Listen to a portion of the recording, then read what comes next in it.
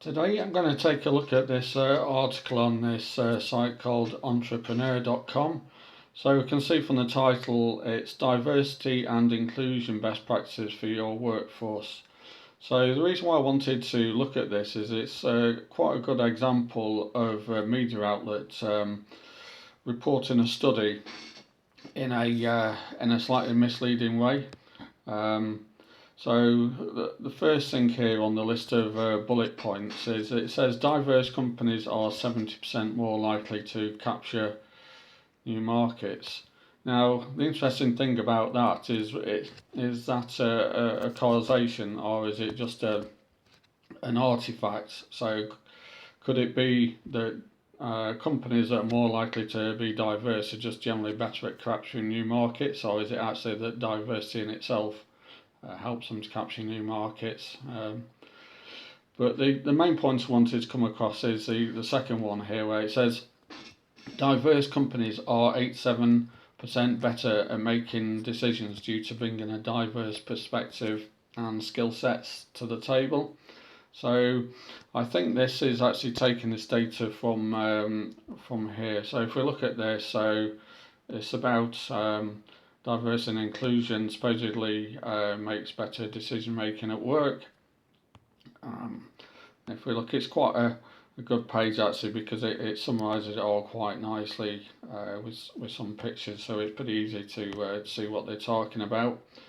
So it says teams make better decisions than individuals 66% of the time.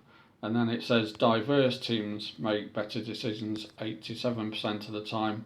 So it's specifically talking about decision making in teams over an individual, and then comparing the kind of mix of teams. So it shows here they're using an all male as a kind of baseline as 58%, but team average is 66%. It's not clear what makeup teams have to go into that average. So it shows that if you've got a gender diverse team, so men and women, it's 73% better than individuals. And then if you add age into that as well, 80%. And then you add ethnicity or geographic diversity, as I call it here, it's 87% better decision making. It does also add the caveat here actually that diversity can increase friction by 15%, but the inclusion boosts results 60%.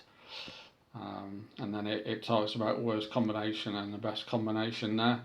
So it's important to remember here then what they're talking about is specifically team decision making against individual decision making. So I'm pretty sure this is where they get the 87% from in this entrepreneur article. But here they actually say diverse companies. Now that's not entirely true, because it will actually depend upon how the diversity in that company is spread.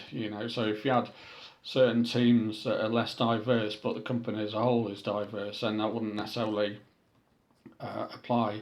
And it doesn't actually say what the 87% is actually being compared to anyway, which the previous page says it's compared to individuals.